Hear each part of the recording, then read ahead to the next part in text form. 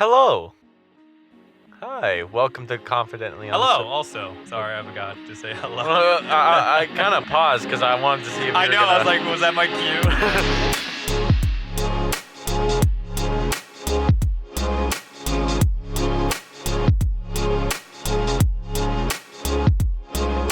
Yes. Hello, and welcome to the Confidently Uncertain podcast with Nicholas Vick. and Azero Alcala. I said my full name that time. Yeah, and I said my full name and I kind of followed your lead. No, I mean, like, I usually just say Nick Vick. Oh yeah. Yeah, now people know.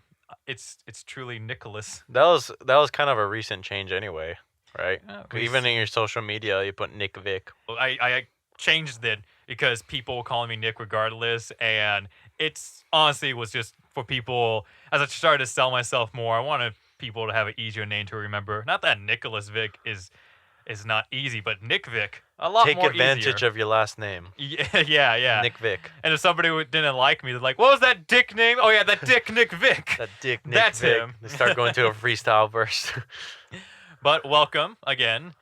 Last episode, we talked about our failures, and we ended that with a little cliffhanger because we had this big failure. I think it's a true milestone in what gave us the shift from how we worked before and how we work now, and that was talking about The Odd Job. The Odd Job has been mentioned on the podcast a few times, but now we're really going to go into what that was and what happened to it, and where is it going to go in the future? You know, no more just mentioning it in the episode. We are going to unravel everything, and I feel like this is going to be very beneficial and very good for us personally because we haven't thought about it in so long. We have not. I've written the script, but I honestly, until last week, I have forgotten that there was this approach to film that script very early on in our careers. When we knew less than we know now, I think I like to suppress it because there was these awkward moments, and I'm gonna be honest, we were just really fucking cocky, and a humble nature was not in us. Okay, our priorities were definitely like somewhere else, and you know, we're gonna get into it more later, but I want to say this now. I feel like if we actually made it through with The Odd Job, with the priorities and the morals that we had back then, I think we would have been completely different. You know what I mean? I feel like now you're gonna learn. You're gonna hear what we learned, but like you said, we were doing it under different context, different circumstances, different mindset. But now we have this humbled, more experienced mindset. yeah, You know, so I think it was for the better that we failed. it definitely was.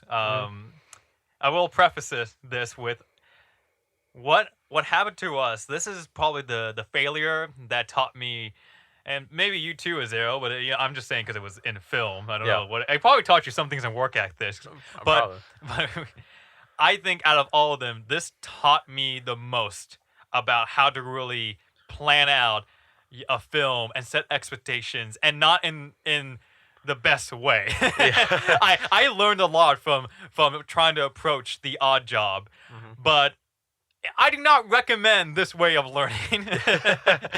Definitely not. Yeah, some people went to school to learn this stuff, and we started this whole series like, school's not the only way, and this is the way. I'm like, but maybe school would have been a better way for me in this if I, But maybe kind of. Yeah, because we mentioned like when I first went to film school, I went, hey, I already know this stuff. It's because I fucked up, royally fucked up. Yeah, but still, yes, it is something that we could have learned from school. But I still stand by that. If we didn't do it like that, I don't regret it. Yeah, Let's make that clear. I don't regret it. We definitely don't regret it.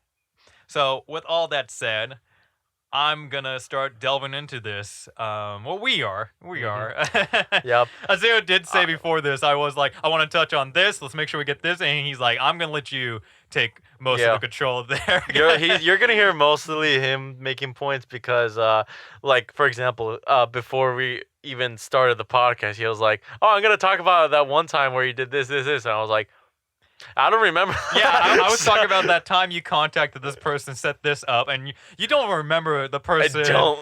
But like I said, let's just jump into Let's this. jump into it. Let's Every go. episode, man, I'm saying let's just jump into it. And every episode, I think of Philip DeFranco. He's gonna come after our He ass. can't coin that fucking phrase. That's a common phrase. Everyone is. jumps into things. No. So the Odd Job. What was it? Let's first start with that. So the Odd Job came after all these failed attempts to create these short films. And I remember that we were working on, I think it was the project called One Night. And it was becoming very hard to film because of all the resources we needed, like extras, background characters, essentially. Trying to find these locations, trying to schedule with multiple people was always the hardest thing for me. That I remember saying to myself, I just wanted to work on this film that requires less of that. I already had one in mind, and it was about these 3 mob members who were tasked to make a snitch, dig their own grave, and then they would kill them and, bury them into that grave. And it was going to be a dark comedy. So let that sink in what the tone would have been like and what the story would have been. And I was saying, because I was already writing it, I was like, I already see this would require so much less than what we're working on now. For example, it did have 4 main characters, but the location was, in the majority of it, was inside of a car and at night. I wrote it with that in mind because we have had practice faking a nighttime driving scene. So I wanted to make a script around that. Then the other moments were basically all inside of a forest, and who doesn't know where a dark, spooky forest is? So it was like, I can make this script. We can do it. We don't need any background characters. Yes, we need a bigger main cast, but I think we could do it. And we could definitely achieve these locations. So that was like the mindset we were going in with this script. And I finished the script, and I loved the script. We loved the script. You found it funny. Yeah, I found it hilarious because I remember when the idea formulated. This is when we were. I hope I'm getting this story right because I always remember things differently than, and then you're like, no, Azero, that's not what happened. Yeah, you started off. All right, so I was flying a jet, and you were co-captain. Nope, that's not it. And also Nope. co-pilot. Really? No way. And then we're gonna go Why off are you wearing a tangent. sailor's hat? I think you're completely wrong. Anyways, you thought of the Odd Job. What were we talking about again?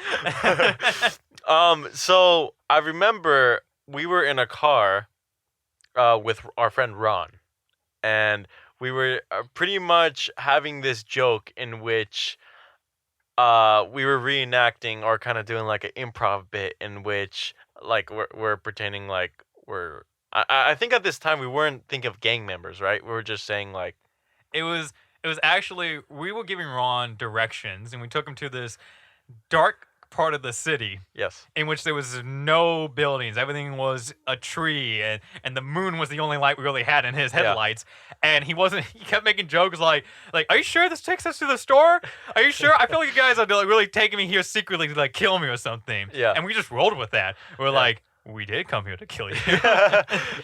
And then the shovel part was Yes. the one that really got us. And like we wrote that bit for so long that it was like that joke was Well, like what's the shovel stem of part? You never everything. said what the shovel. Well, let me get to that. No, I'm not gonna let you know. All right, dang.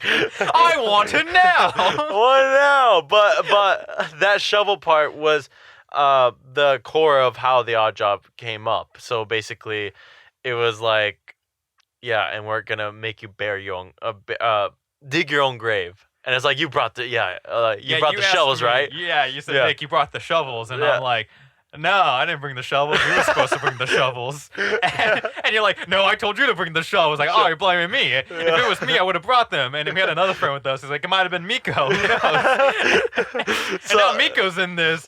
And it was all about this joke, like, we're trying to be these people all threatening Ron. And then it's like, we don't even have the resources for this. Wow, how ironic that is. Like, it's almost foreshadowing. We didn't have the resources to complete this story, this scenario. I just noticed that. That's really funny. but again, that joke not only was the starting point, but it was kind of like the tone of the whole script. You know, it was, like you said, it was serious guys who like are kind of in like awkward situations, awkward Yeah. goofy situations I that saw this like yeah. it really was one job. The plot is essentially what I told you guys. It is they have to get the snitch to dig their own grave and then kill them. Yeah. But it wasn't about the task, it was about who had to do the task. Yeah. And in all everything just comes crumbling down once that line gets said of like one person doesn't bring the shovel. They start arguing like a parent and a child back and forth. Like, no, I told you to do this. And it's like, no, no, stop pointing fingers at me. Yeah. And it's like these are the people who are gonna be doing this job. Like already it just starts crumbling down. Like who are these idiots? They're Yeah. all different levels of idiots. I'll put like one of them is like he has his faults, but he doesn't come off. He comes off with a very cliche type of thug, and the other one's a big old buffoon. And there's a third guy too, and Yeah. he's just caught in the middle of it all. And at this point, when you were making that script and you were telling me about it, like you were saying, you want to do something big. You want to plan this out. You were thinking like wide scale, and I was all for it because I'm like, well, I like I'm always excited on working with you like on these things and something like this that came out so naturally. I'm like, oh my goodness, we could do this. Like we're already on board with the script. We're already on board with the jokes. It was beautiful how it was written Yes. because it all was based off of that one joke, and the curiosity came in my mind like, well, what happens next? Yeah. And what I liked even more about it was I was struggling to finish the script, and what added more and gave a good majority of the jokes was you, me, and our pal Ian. We started improvising as the characters. I just started like saying the characteristics each one you guys had to have, and right there came these moments of just pure hilarity, or even just seeing like how basically you and Ian and myself we formed those characters at that moment. You guys grabbed what the minimal I gave you and just grew on it, and I just Yeah. loved that's how the script was constructed. And mind you, we're not actors. We it's just We were something just that people having fun. we're just people having fun. It was so organic. Especially someone like Ian. Ian's a good friend of ours. Ian's great, but Ian's not much of that performer type Mhm. of person. So to see him get into that character and to say like, yeah, these parts of the story right here was thanks to Ian. Yeah. These parts thanks to you. And I just love the formation of the script. And Yeah. again, I was like, and look, I'm sticking in these little locations. Yeah. I'm sticking inside of just a car and a forest. I'm not trying to say they have to go to space now. Like at that time, everything made sense. Everything made sense. Whenever an idea popped up, we had more hope. We had more Mhm. stuff piling in a good way. Like where oh man, this is gonna go great. We're gonna get this for that. Oh, that joke's really good. We Yeah. gotta make sure we get this. And it's like, like I'll admit, it was a really like almost like a high. Like you're just like Mm-hmm. keep going, and yeah, it was great. And right there, that high we were getting when we just kept talking about it, it definitely felt good to keep talking about it and plan some of these things out. But it almost was like we were playing ourselves a bit. We were just Yep. we felt bigger than we were. But let's get to that trail right now. How we got to that point.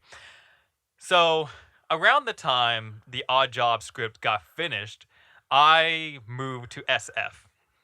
Yep. And that was a big change in my life. So this is the first time I ever moved out of my parents' house. I'm on my own, and I'm in this big creative city, this area where art just flourish.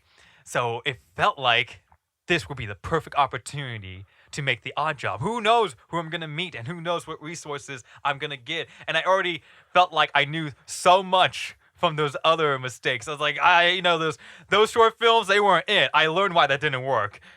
Now I'm ready. Now I know what to bring myself to. So it was almost just like I saw this dream, and I was like, I could get it. I'm in SF. First thing I'm gonna try to do is make this short film, and that is where I think the mentality started coming in that I'm moved out. I'm this adult now.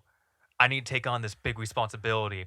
And when I was in SF, and I believe it was you too. I mean, you've been there for a couple years before me, but there was this very good feeling telling someone they asked you what you're doing. You say, I'm working on this short film, and you start telling them about it. It became addicting just to keep describing it because the more I would talk about it, the more I envisioned it, and the more I mentioned to people, the more I felt they were taking me serious. And also, short film was like 50 fucking pages. And in script lingo, they considered that a minute for each page. So it was a hard sell to tell some people that I'm making a short film that's 50 minutes. It was in that weird spot of like, that's one long short film, and that's one short feature length film. Where do Yeah. you even place it? Yeah, I well, just to mention, like moved into this place. I before you, I was living here 3 more years, and at that time, I was still in Academy of Art, and it was the same process. It was like go to school, do my homework, sleep, rinse and repeat. Right, I then had a job. That was the majority of my time. So everything was kind of stagnant and stale. But when you came up with that idea, that's when it kind of sparked like, oh my goodness, I have something in my life again, besides like all this mundane It gets you shit. out of that routine. Yeah, You have something that not many people are saying they're also doing. yeah, And I think that's probably another joy of it. I still sometimes find myself thinking that way now, like in a different context. But I think, okay, I have work. Well, now I don't go to school. yeah, Back when I had school, it was like I have work, I have school. What's my third thing? Like I needed a third thing. Like what right, do I do when I come home? It can't just be playing video games. It can't just be watching TV shows and movies. Like I need that third thing to work on, yeah, and it really does feel exciting. yeah. Oh yeah, definitely. And like having so much crammed into your life, it sounds like a bad thing, but when you're young, when you want to make something of yourself, when you're a creative, especially, that shit is addicting. Yeah. It's super addicting. I mean, San Francisco, man. Yeah, and you mentioned you were going to Academy of Art at that time, and the thought was you had this connection to all these artists Yeah, who know who we were gonna meet. yeah, And then I got that job at Academy of Art, yes, and people start stopping by the desk frequently, and I meet these interesting people, yeah. and I just wanted, as I'm surrounded by all these artists, these people who are constantly working on these big projects just for the classes. I wanted to be like that little surprise for them when they ask like, "Oh, so you work here? Like, what do you do?" It's like, "Well, I also go to school, and I'm also working on this project." I think well that also supplemented why everything felt possible because it was the equivalent me being an Academy of Art, me being an artist, and me knowing these people was the equivalent of like little me in like a candy store, and then my parents telling me, "All right, choose whatever the fuck you want, right? Get Yeah, where the hell you want." So I can choose whoever I want to work with me. Like, hey, I got this going on. I got such and such. Oh, I can use the labs for this, and I got my own place, right? yeah, So it's just oh man, now I'm thinking of it. Imagine if we had the resources that we have now back then. oh yeah. Well, we'll definitely be oppressing Oh those my goodness, people. well that's what I'm We saying. wouldn't be fucking lying. Like, Not intentionally lying, but we were lying to ourselves, which made us lie to other people. yeah, yeah, most definitely. So, but anyways, we had all this stuff going on. Mm-hmm. So, and yeah, again, you moved in. I was here. We just wanted to start something. We definitely did. So, what was the first thing we tried to do? Okay, actually, one of the things we had was we no longer were working with Drew, our old crew member from Last Minute Productions, but I met this new guy, and let's give him a different name, because we're gonna say some good things about him, but we're also gonna say some bad things about him. So, Roberto. Roberto. What if I'm gonna make let's actually think of a name that no one could possibly have. Uh, Azero. So well, Azero. everyone's gonna mix it up. Was Zero good? Was there? He did the storyboard. what else did he do? Can we call him Schizo? That sounds like Scripts. schizo. No, Man, just have oh to we're my doing too much. Maybe goodness. Roberto would be fine. Look, let's make Roberto. it clear. We don't know Roberto, and for do coincidental. It's a coincidental Okay, sip. just in case because I think I knew a Alberto, and so I'm making sure I'm like Alberto. We're not lazily changing your name. Okay, yeah, we're gonna name you Yeah. Roberto. So and for this case, Roberto. Yes. I met him through when I was going to college back in Livermore, and he was a guy we met in a film class, and he was so cool at the moment, and he was like just so excited to work on things. Basically, he was like matching mine and Azero's energy, and I just fucking hit it off with the guy. So I started mentioning the Odd Job script with him, and we were real friends that just like we constantly just talked ideas back and forth and constructed like how can we make that story and imagine one day. So definitely when I come moving to SF, I keep in touch with that guy, and and almost in a way to like I guess it's like replace the old guy Drew. It was like yes, we have three again. Now we're a crew again. Yeah. We can be considered a crew. Yeah. So that was one thing we had. We had a third person, and we felt like this is a big team now we have. And we start trying to construct like so we got the script. How can we make it? What can we work on now? And one of the things we would do is we would start working on the storyboard. A big problem with us working on the storyboard. So, to give you some insight in case you do not know, a storyboard can be worked on in a group, but there needs to be a lead on there. There needs to be a final say. And we touched on this a bit. We did not really know labels. At this moment, we didn't know labels either. So we never looked at any of us as you're creative lead, you're the director. Like, I wrote the script, and I knew how I wanted to direct it, but I still treated Azero and Roberto as if, like, they had an equal amount of say. And, of course, I highly respect any decision from someone I'm working with, but it's always like I see it as like when you're creative lead, you have +1 on the points.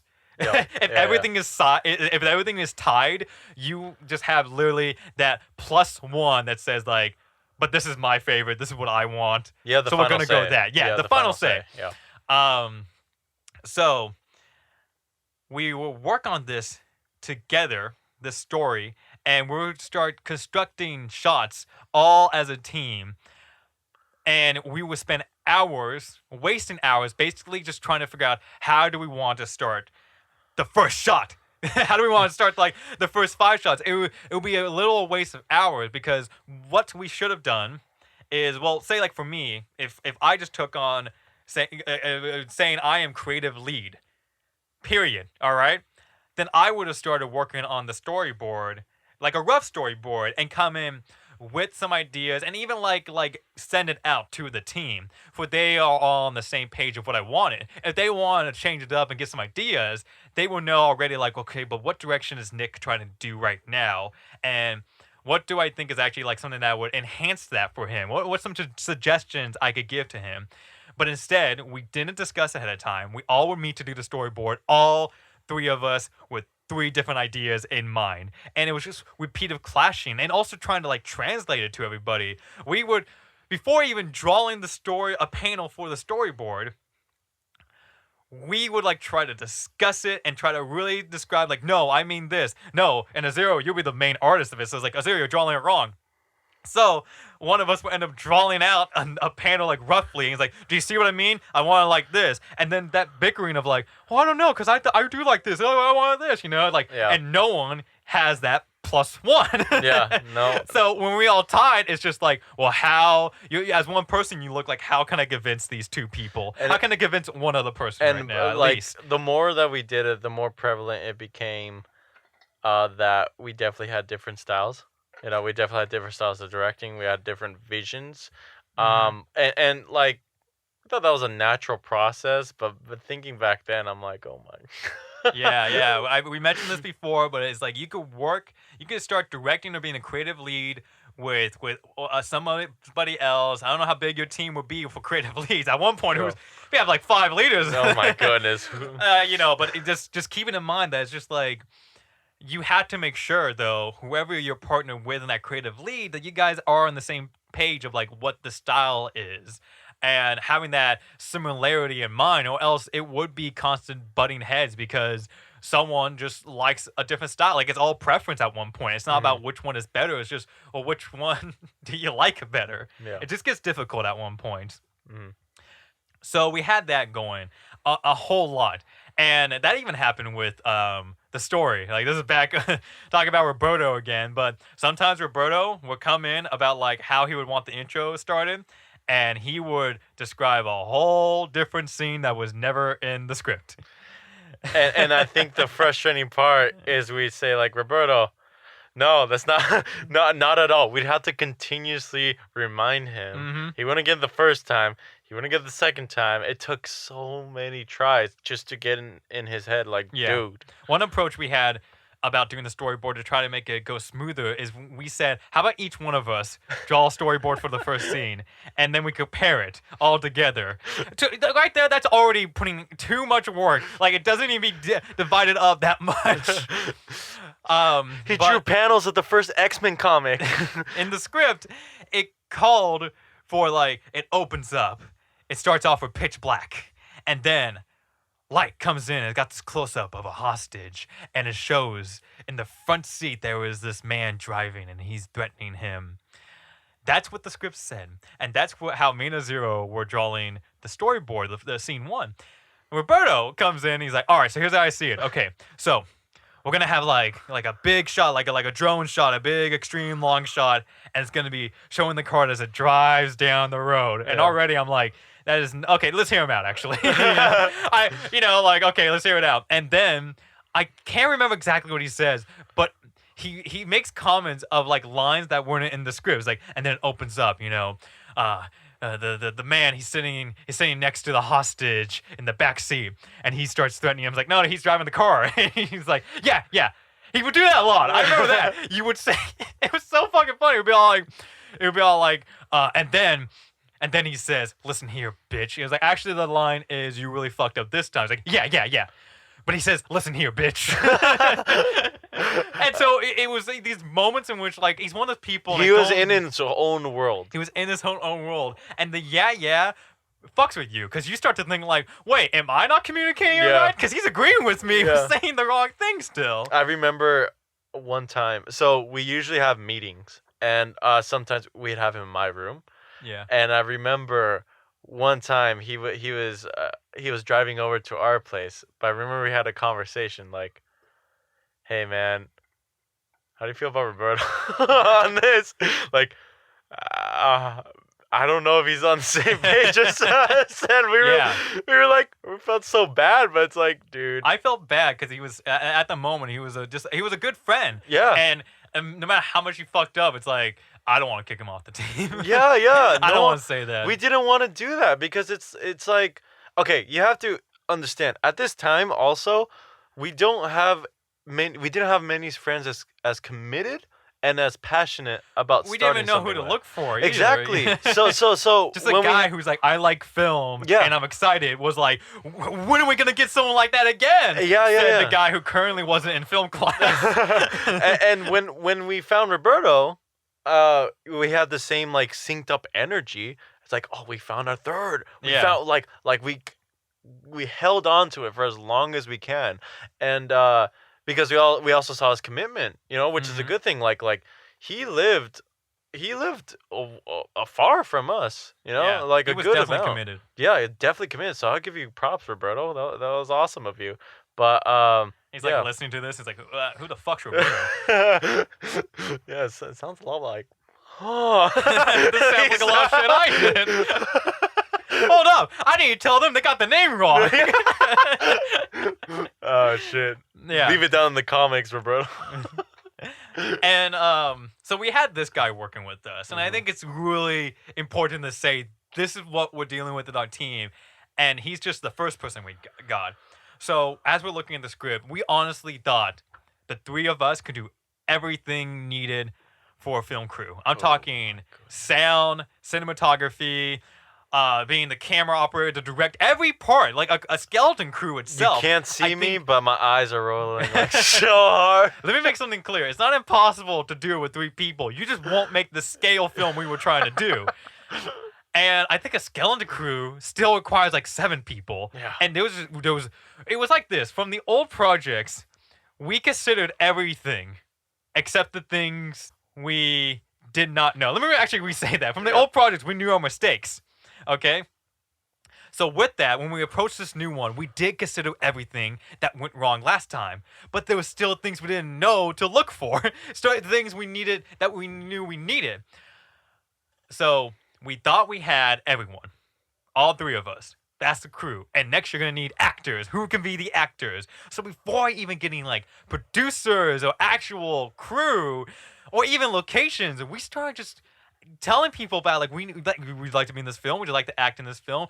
People ranging from actual committed actors, like people who can't come up with their face sheets and taking us very serious because we're presenting ourselves very serious. I remember there was this time in which I think it was actually starting to hit us like, oh shit, I don't think we're ready for this. I don't think we're as big as we thought we were, because we we grab some people we do know as actors, and then we also did a casting call. We do auditions, and we leave out. We're leaving out this time, the space, and at Academy of Art, we rent out this room. And we're like, well, let's have it for 3 hours. Yeah, because people are just gonna come in. That's where we're gonna get a lot of people are gonna come in to audition for our film. Who wouldn't want to be in our film? Oh my god. And we invited one person who we saw in a play, and we're like, we definitely want you in our film. So, Oh my. and I won't forget this either. We had a teacher from Academy of Art poking his head through like the little window of the door a lot, and his students coming in, like they come in, like, oh, they like see us, like, oh, I'm sorry, my bad, and they back up, like they were confused we were there, and then the teacher comes in finally and asks like, hey, are you guys in here for something? We're like, we're here for we're holding auditions. He's like, oh, do you have the papers? Yeah, we got it. Because it turns out he had one classroom, but he liked that classroom better, and he would use it because no one used it at the time. He would. And we were there like all smug, like actually we rented it out. We have permission, and he had to just take it. And so they're now him and his class. They're kind of like waiting around to keep picking through until we leave, and we had it for 3 hours. They watched us for like 2 hours, not get a single person through that door. Oh my goodness. And to kill time, I did have a board game. I think it was Monopoly. Yep. And I still think till this day, that teacher had to look in like, yo, did they rent out that room for 3 hours for a game of Monopoly? Yeah, and I was doodling on the chalkboard. Yeah.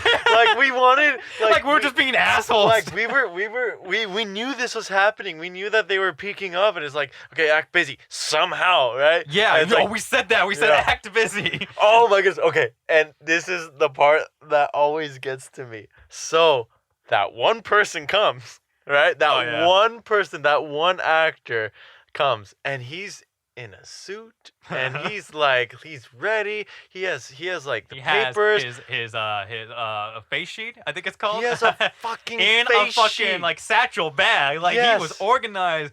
It's a headshot. That's what I keep There saying. we Face go. sheet. He had his headshot ready. Eh. Gave it to us, and I was surprised because I was like, "Why'd he give us to us? We see his face." I know what he looks like, and then I turn around. There's words on the back. Why don't you know all these skills? Like, oh my goodness! And then he played his reel. He played his At the end of his audition. At the end is it? Okay. Oh yeah, that was the end. But but then that was also kind of like a punch in the gut. Like, are we ready for this shit? Yeah, he gave us this wonderful audition for a character, and he had the role, and he still felt like he needed to show us more. Yeah. He pulls up a commercial, and he's like, "Yeah, look, see, I'm in this." And it was a long commercial. He didn't give us like the cut that goes on TV. He just played the whole thing, and he's like, "Yeah, I'm not really speaking in it, but I didn't like they cut out the audio, but I was." So as you see, I guess he played his part pretty well. And we're like, "Yo, wait, how does he see us?" And it comes back in my mind. It's like, he saw us exactly how we're presenting ourselves. Oh my and we were goodness. not presenting ourselves accurately. It was like the equivalent of like there like he's showing like he knows how to skateboard and he knows all these tricks. We hold skateboards. It's like, yeah, we're hot shit, but all we know how to do is an ollie. Yeah. Like you're doing kick flips and heel flips. It's like, hey, no, check it out. Look, I got it. A tray flip. And it's like, dude, you got us already. Yeah, I think the word's posers. We were just We're absolute posers. posers.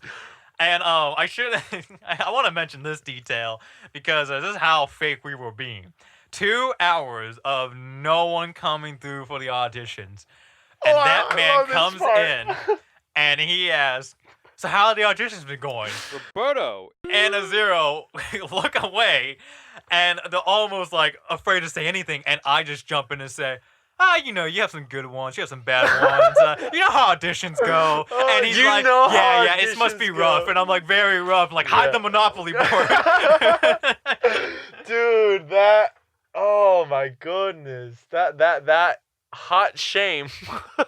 And like, I remember it so clearly. I was like, oh my goodness. Yeah, and we were doing that to a lot of actors. Well, I say a lot. It was actually 3 actors. We had actually like That was a lot to pinned us. down. Yes, it was like, whoa, we're responsible for 3 people. Yeah. We had 3 actors, and I remember that one time we had the audition placed in my parents' garage. Cause he lived not in SF, and I was really trying to like, what's the best place for him to be? And I was at my parents' house for the weekend. I set up the garage the best I could to be a audition room, and you know, I'm not gonna say like the guy judged us. He came in and he actually was like, oh yeah, this is fucking sweet. Like he knew where we were. We were still like people his age, but shorter than him, like Yeah. but looking young as fuck. So he gave us the audition, and that guy was a phenomenal actor. I would say everyone came in phenomenal. And you guys, oh my god, the patience you had to put up with us for as long as you did. Yeah. Oh man. Did you know what? Well, during the audition, I wanted to ask. Did you know the direction of where this audition was going to go? Like, did you know the questions you were supposed to ask and all that, or were you just To kind of say winging supposed to ask as if it's like, what were the official questions to ask? Like, what are some good questions? No, I just wanted to see what the acting abilities are for certain character types and see what it could do. I would first just ask like, can you just give me like your monologue of Yeah. anything? Let me see like where it is. And then I'm like, do you want to do some cold reading of this character? I want to see how it fits. And I want to see how you take direction when I give it to you. it? Yeah. And I think that was I think I was okay at least. Yeah. Because they responded pretty well. And at the end of every audition, there was excitement there.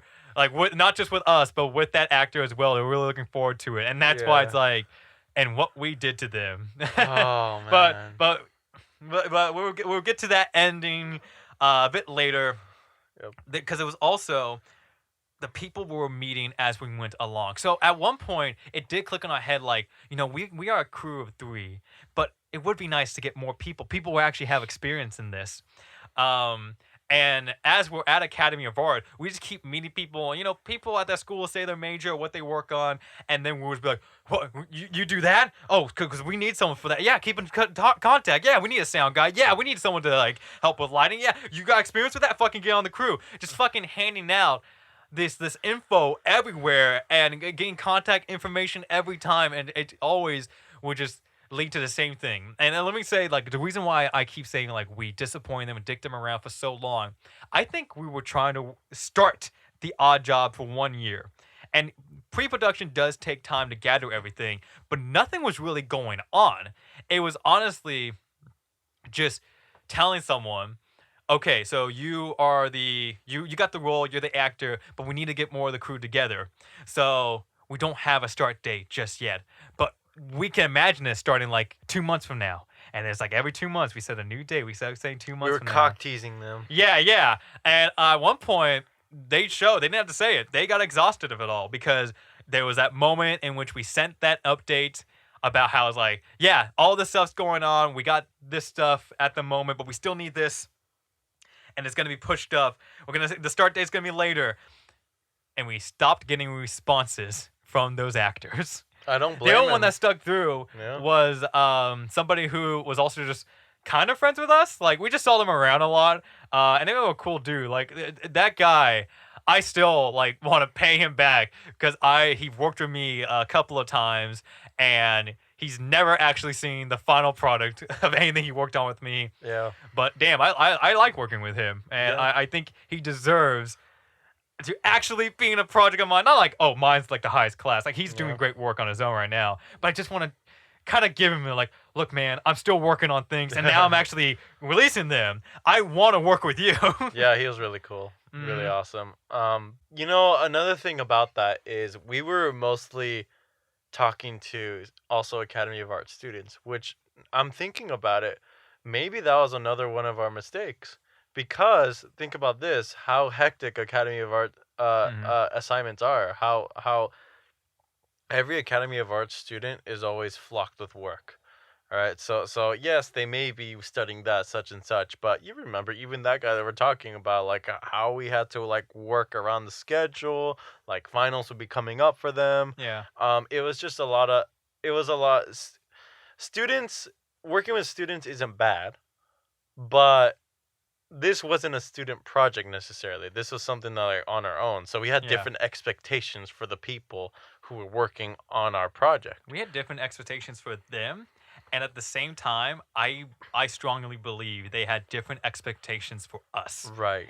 And to give some context, just overall, what it can be like for someone starting up in, like I'll say for this for the film world because I know that for sure, and I guess like even like not even just starting up, but finally like getting your footing in there is that majority of people in the film world are looking for that script to work on because they might be a great cinematographer, but if they have no movie to work on, they don't have anything to work on. Yeah. um, and so, no matter who these people were, whether they were more experienced than us or less experienced or equal, we were people coming up to them, offering them work that wasn't their schoolwork, and hyping this up to be the big project that really will be the thing they could show off to anyone else trying to hire them. So it was amazing for them to hear when we come up to them and say, "We got a finished script and we're producing it right now." Of course, they jump on that and get those high hopes for it, and it made us just sound like we were people who have produced many things, have worked on many things, and that we were had everything under control. But we didn't. We didn't know what we were doing, but we never told them that. Because it felt really good feeling like It that. felt good Mhm. putting ourselves basically we're putting ourselves in a higher pedestal above them. That yeah, you're still practicing, but we're gonna be the ones doing it. Well, yeah, to kind of tie on to that, it's a little side story, kind of similar to that idea of like we were kind of high on our horses. I went to my friend's theater show, and at this time I was still in Las Oh, Piedras. you mean your friend's theater show or Well, it was my instead of friend's siblings' theater oh, show, okay. right? And they were in high school, and I was I think still in college, like back in my hometown or at Academy of Art. I don't remember, but at this time, we were working on projects like film projects. We had ideas, and we all were also looking for people to work with, like actors. And I went over there, you know, not just to like support my friends' siblings and all that, but also like, who would play a good role in this such? Actually, no, it was the odd job that It was. Yeah, yeah, when you it tell the story was. more, yeah, I Yeah, can. no, now I remember because it was like we had one role that we needed filled in, and I remember after the show ended, my friend her mom is a teacher at that school. It's like, okay, let me introduce you to some of the actors that were inside this show. And I went up to them and I was like, hey, I like your acting. Yeah, you know, we should work. You know what? We should work with us sometime. You know, I'm in college. I got this film going on right now. We're looking, and I like your talent. You pretty much were that con artist producer in Yeah. Hollywood, like, hey kid, I like your stuff. I'm gonna make you big. Yeah. That's the second time I've done this voice. And I'm so surprised this character came twice. and oh man, and the worst thing is, right after I said that, when I turned around, all their friends like crowd around this actor, like, did that just happen? Yeah. Oh my god, you can make it big. You can make it big. And also, let's mention you rode your motorcycle there. Yeah. At your high schools, that was the coolest shit. For Yeah. not just a guy come up and say, I like your stuff. I'm basically what they heard was, I like your stuff. I'm a big producer in the Bay Area. I'm working on this film. I want you in it. And then you ride off on a motorcycle. Yeah. Like, Yeah. whoa. Whoa. Who is this? He must be the mysterious real man? deal. Yeah. Oh man. He probably rides that all the time. He probably rides it into sets. So that just kind of supplements the idea of how high we were on What our we high saw horses. ourselves at. Yeah. That we can be those people. We were like, we're the recruiters. We're gonna be that path that leads someone to greatness, and we weren't that. No, we were not. And I think it should also be mentioned. I mentioned how we didn't even know what these titles were at this moment. And just to let you know, like, really what this timeline is, you can find it on the freaking through the YouTube page of Vicaro Studios. But we only released But Wait There's More. Yep. That's all we had to our name.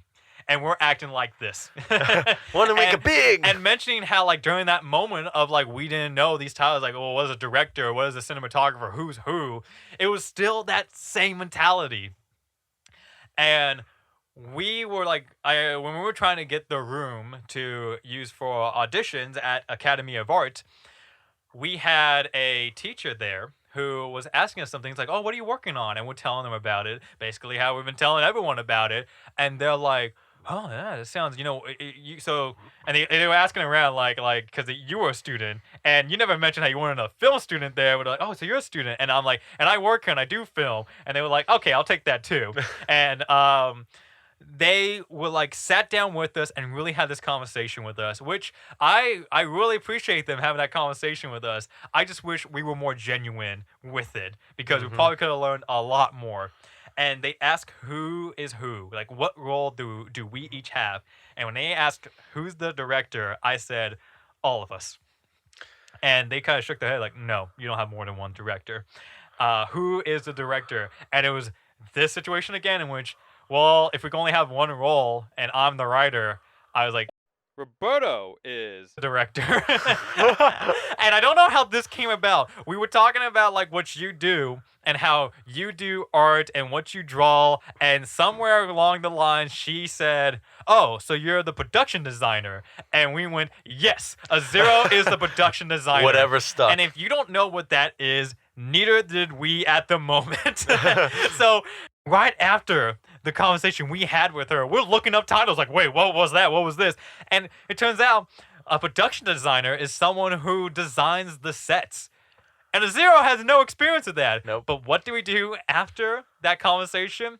Started saying how Azero was the production designer to everyone. and I just nodded my head. Yeah, you never were like, no, I don't actually know that. It's like, no, we said art, she said you're a production designer. And you we're not must lying. Be that. Yeah. We're not lying, we're just misinformed and cocky. I'll get on that. But yes, I am the production designer. Well, then afterward, well, you're you guys to mention that mixer? yeah, I wanted to mention that went mixer. to the mixer, and oh god, like it's all that stuff. Looking back, like it's so cringy, but we were the only ones at that mixer with a script, and it impressed everyone. Everybody wanted to talk with us because it's that thing again. All these people have such great talent, but they have nowhere to showcase it at the moment. So we came in there saying we have a script and we want to work on it. Everybody had questions for us. And we presented ourselves as I am the writer, Roberto is the director, and Azero is the production designer. And then they asked, how long is the script? We said 50 pages, and everyone went, whoa, what the fuck? Like, are you sure you want to do that? We're like, why not? We looked at them. Are you sure you want to do this? We never sounded unconfident. Okay, every time if they said anything that's told us like that's a real challenge and that's a lot, we're like, well, we can do it. It's not a lot for It was us. very foolish confidence, and we rode that shit all the way home. We so did, and really weird to think about this. Labeling Roberto as the director, and still I'm like on his shoulder, repeatedly nagging like, "No, we don't go that direction. We don't do Yeah. that shot." And it was because we didn't know what the fucking director was. And I think Roberto, I think he had a better understanding, or maybe an actual understanding of what the director was. But he was just so excited to be there Yep. that he was just like, "Yeah, man, I'll take whatever. Let's do this shit." Yeah, yeah. I think I would take any label, and I don't care what it really means. you know, to add on to his personality, he was a more of a go with the flow type person, but almost too much Yeah, to the definitely. point. Like it kind of strayed away very, very fast and easy. And like when me and Nick are trying to like stay on track, it was also now the stress of like we gotta get Roberto back. We gotta get Roberto back It's here. it was scary moments in which we would want to do a shoot date, and he would say like, "Let's just do it this day." I was like, "Do we have everything?" And he would say like, "We'll just figure out when we get there." I Oh, remember when he offered like, "If we want to use this area, let's just go there and do a guerrilla style," and I'm thinking that sounds so scary. yeah. Like, what if someone just stops our production? Like, we do not have authorization to be there, and I can't imagine being told you can't film here like 20 minutes in, and we have our actors with us and other crew members. Like, it was like, but he was like very sure of it. Like, let's just do Yeah. it. He was riding the high train as high as we were. Probably much more. But well, real quick, still wanted to give a shout out to that teacher because that the teacher did reference us in the mixer. Is the one? Yeah, she actually helped us out in the she mixer helped us too. out a lot. Like even though we were like so fucking talking out of our It asses, was she also was like, she had no reason to, because Yeah. none of us were students yeah, in the same department. yeah, But that's catchy. Saw these youngins want to make this film. She wanted to help them out so much, yeah, and that's great of her. yeah. We just should have been better people at that time. Yeah, much better. But yeah. So after that mixer, we were feeling really good. We were like, okay, what's next, right? Definitely. Like looking at locations, right? That was a huge thing. We were looking at locations, and location hunting wasn't bad. I mean, we found locations. Yeah. We just never filmed in them. Yeah. So we had things prepared, but at the same time, we had many things not. And it was simply because we didn't know to go for them. And also, might I add, with these locations as well, you have to remember this is outdoors. So we had to really consider like while we were looking at that location, it was also learning like, hey, maybe we have to time this really well because Mhm. we have to film at this exact Yeah. time. We have to make sure that the sun isn't over here. Yada yada Well, yada. it was at nighttime, but it was so the sun's not a problem. Yeah, But it was saying like, but this means we had to get people here when it's pitch black. Yeah. And if it's summertime, it won't be pitch black till like 9. Yeah. There was many things like there's no outlets in the forest, And we so were it's about thinking getting about a generator. generators. Yeah. Which that was good of us to think of generators. But other things was people asked like, "Oh, this is gonna be filmed in a car." We would say that's extremely easy, and they're like, "Do you have like a fake car to film in?" Like basically, if a scene is filmed in a car, what they I think most of the time do, the car is not a real car. It's a car where it looks just like a car, but you could take off doors, you can remove that windshield, but Yeah. you could place the camera anywhere. And I never thought about how cramped a car was. That for some of the shots I wanted, yeah, it wouldn't be possible. It would be extremely uncomfortable if it was Yeah. to film there. So it was all falling apart. These very easy to film in locations were becoming more difficult, and getting the people was just not happening quick enough. And mind you, it was not as quick as we thought it would. And mind you, it was just us three. So Mhm. like all these responsibilities that should have been dispersed to other people, Yeah. we were like, no, we can do it. We can still do it. We're still like, Not even to on other that. people, but like it would have really helped with how big the script was, just to have more than just us as producers, especially when we don't know shit about it. Yeah, yeah. Like I would still be a producer for that script, but I would definitely want more producers to help me out and delegate the responsibilities like it should be done for films of that magnitude. I think you all are getting the gist of it all. It slowly fell apart. And it fell apart because we were getting the people faster than we were getting the resources, and we had nothing to prove that we were serious. In all honesty, even though we weren't lying, we were wrong of what we were forming these people, and basically all the people who left and never contacted us again, they looked at us as a big sham. Basically, like, how is this essentially a scam? And I don't blame them. We were acting as scam artists because we'll all talk, no action, and who wants to work with that? Who wants to deal with this film crew who was taking a year just to fucking say anything for certain? I guess just to gather any form of a crew, just to say something like, we got this equipment. To give a frame of reference, like with Hyde did take a while to get everything together, but we were progressively getting that stuff together. We were always working on that, and we did it in months. For the odd job, if we needed resources, we didn't know how to do it, and it wasn't like it was a year of us trying. There was good good number of weeks of us just ignoring the project because it was becoming like too scary for us. But anytime we found someone who's like, "Hey, I do this and this for film," it's like, "Yes, get on the team. Hurry, get on it. We need you." Yeah, it was again, all this was tied to like what our priorities were. So that's honestly why it was it just fell down a lot faster than it should have. It, Definitely. And when I look back at it, I see where there was this big problem, and besides the obvious one. In the last episode, I mentioned how important it is just to be honest, not just with the people around you, but with yourself, and really analyzing that stuff. And again, our mistake was we didn't know what to look out for. We're just purely excited just to like be working on something, just to keep talking about it. But we weren't being honest with ourselves. And if we had that, we I'm not saying the odd job would have been done. It probably would have just been cut down to something more reasonable. Like, I have adjusted the script to make it a 10-minute film, and that's so much easier to approach. And also, if we were honest with ourselves, we wouldn't have done things out of order. We wouldn't have jumped in to grab all these crew members without really having anything for them besides a script. And I see it as like, at that moment, we were going through so many failed short films, and I think I really see it as, with every project we have started with those short films, we saw each one being the big thing. Like, this would be the thing that gets our name out there and make things instantly easier for us to create things. We have a fandom like that, and I think that was the real problem with it all.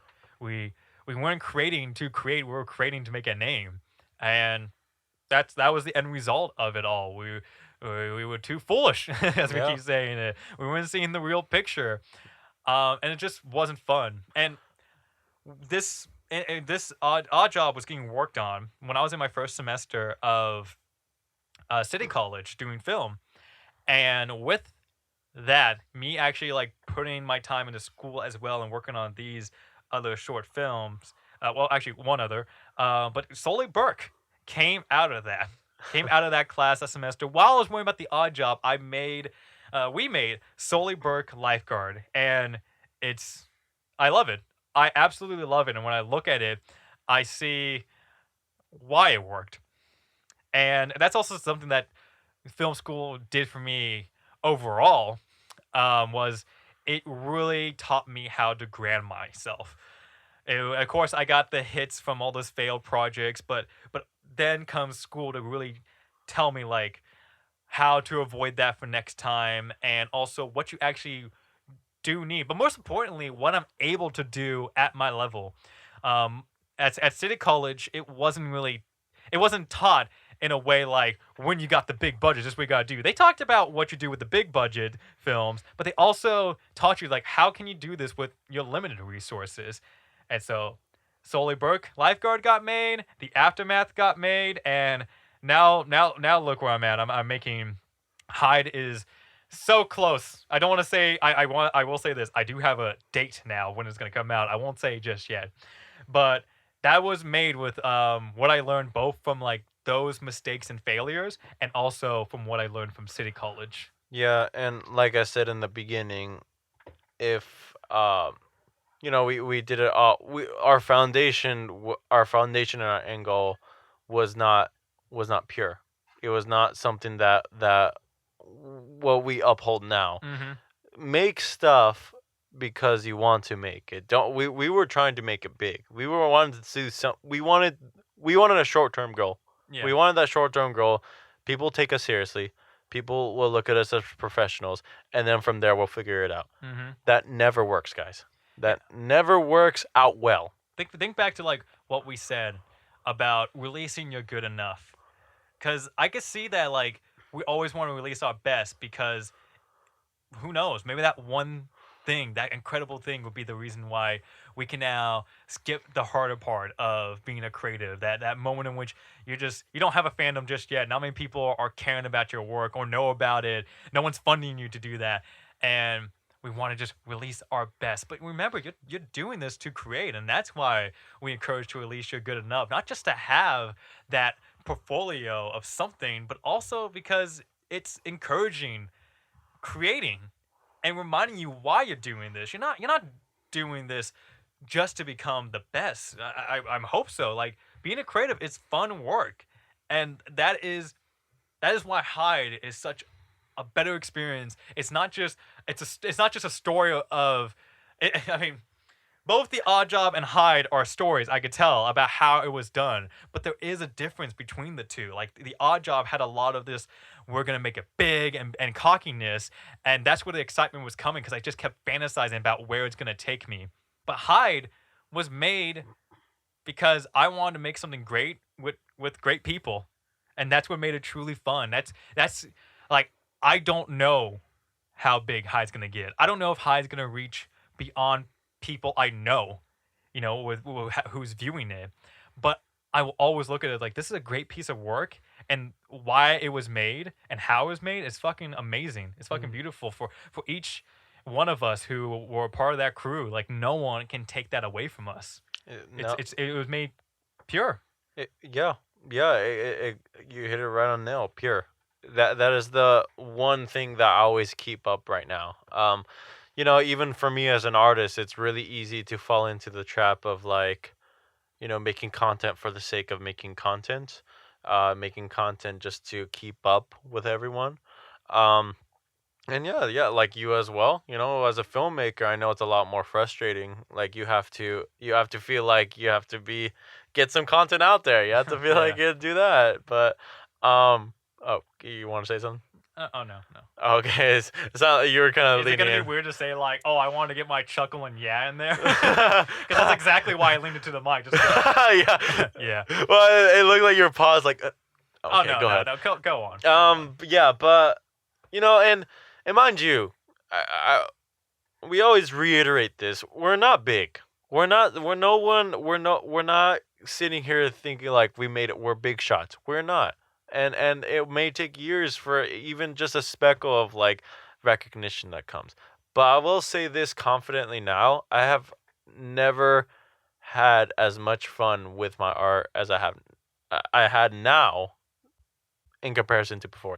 Like cuz before it was like I was just doing it because I felt like I needed to. But Mm-hmm. now I I wake up excited to make my content, excited because it's something that came so naturally to me. Mm-hmm. Like all the stuff that you see me post is something that I genuinely love. It's not something that I'm looking for likes. I'm not looking for that one boost. I still get only like 13 likes on my stuff and all that, but I'm happy with that. Yeah, and that's beautiful because you are just having fun. You're Mhm. creating, and when you at the end result, you say, "I really like this. I love this. I want to share it." Maybe not even just with the world, but it's like I'm gonna share this with my friends. And the feedback you get, the feedback we both get, it's our friends, the people in our life, are loving it too. Yeah. And when I first started, when we were talking about, but when we were doing, but wait, there's more. I remember you asking me like, "Is this? What do you want to put like at the end? Do you want to put please subscribe or like?" Even asking me like, "Oh, what do you see this channel going? Like, you want to make it like a fan base?" And at that moment, I just said, "I just want to make my friends laugh at least. Yeah. If only my friends saw this and they enjoyed it, I'll be happy with that." Mm. And to see like after, but wait, there's more. That mentality just got lost. But now I'm back. I'm back to that, and that I don't know how that's gonna resonate with others, but I believe when you're doing your art, have that mindset of like, I just want to give my give my friends something to love. Yeah. Just something where me and my friends can look at that and just love it, just enjoy it.